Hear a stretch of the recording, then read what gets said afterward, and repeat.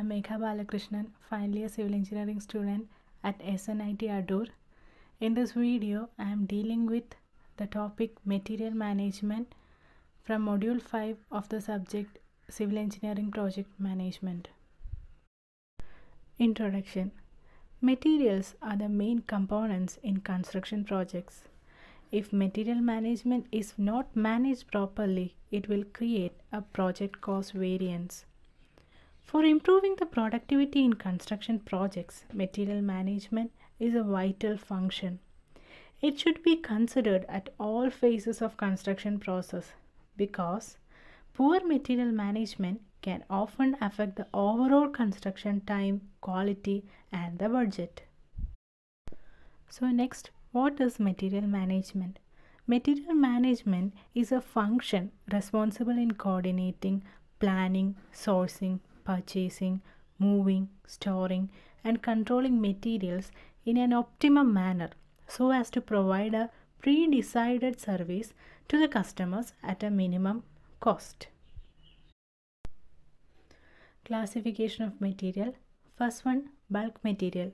Bulk materials are materials that are delivered in mass and deposited in container. It includes sand, gravel, topsoil, concrete. Second one, bagged material. Bagged materials are materials that are delivered in bags for ease of handling and controlling use. Example, cement. Third one, palleted material. Palleted materials are bagged materials which are placed in pallets for delivering. It includes cement, doors. And finally, packaged material.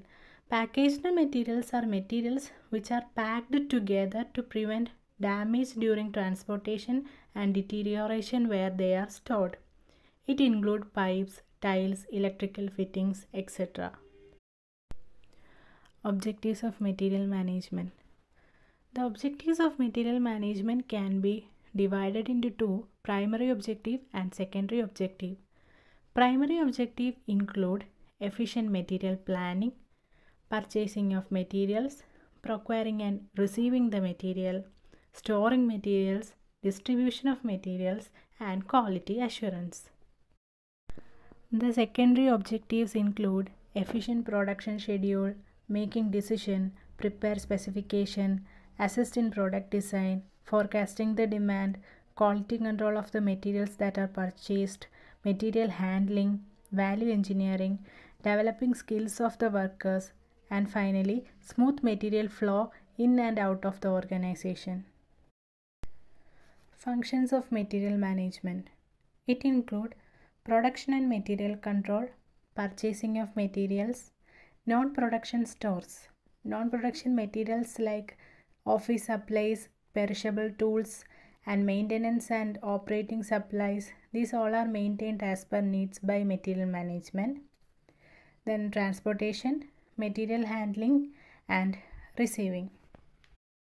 Process of material management. Material management can be categorized into 5 processes. First one, planning.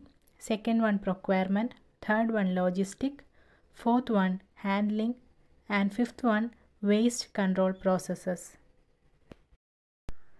First one, planning.